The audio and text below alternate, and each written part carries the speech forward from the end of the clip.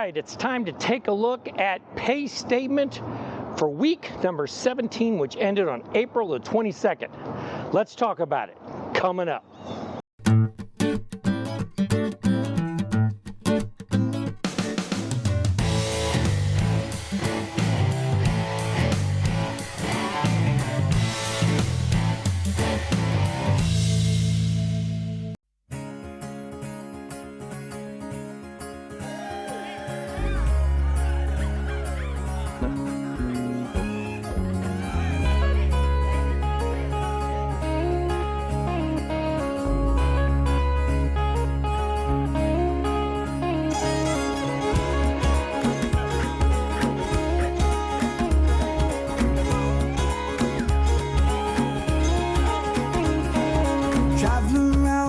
My feet will tell me where to go. I'm not afraid to step outside and see the world for what it is. No, spending all my time with people that I barely know. You may have thought that I was lost, but all I need is room to grow. I'm coming home to put a flower in your hair. Thought you should know. I'd rather be instead.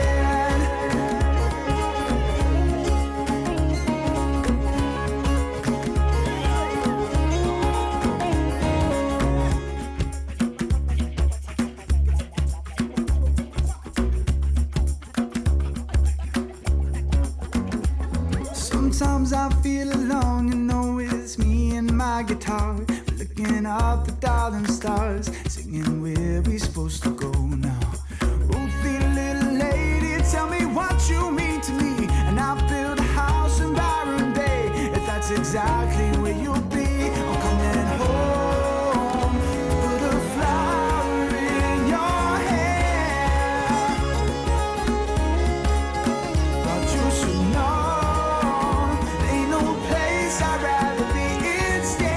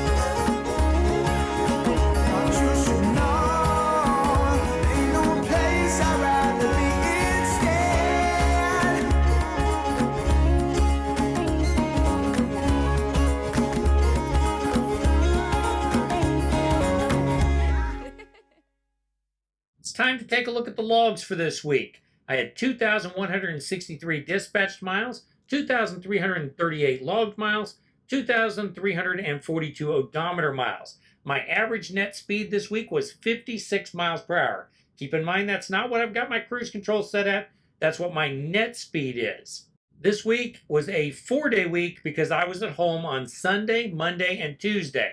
It's time to take a look at my unedited pay statement for 2023, period number 17. This is the week that ended on April 22nd. The first run on this goes from Shadydale, Georgia to Fort Recovery, Ohio terminal. It had stops in Gainesville, Ackworth, Georgia, Fairmont, Georgia, Wapakoneta, Ohio, and New Bremen, Ohio. That run paid $553 for 737 miles, or 75 cents per mile. The second run on this pay period went from the Fort Recovery, Ohio terminal to Laredo, Texas, with a stop in Springfield, Missouri. It paid 76.9 cents per mile. In the summary box, I had $89 in empty miles, $22 for hazmat miles, $1,285 for loaded miles, and $108 in stop pay. $1,505 total pay for 2,163 miles, or 69.6 cents per mile. Looking at year to date, we are 17 weeks into the year. My gross income is $36,612. Total miles, 47,117 miles. That gives an average gross of $21.54 and an average miles of $27.72. Multiplying that by 52 for 52 weeks in a year gives an estimation of $111,990.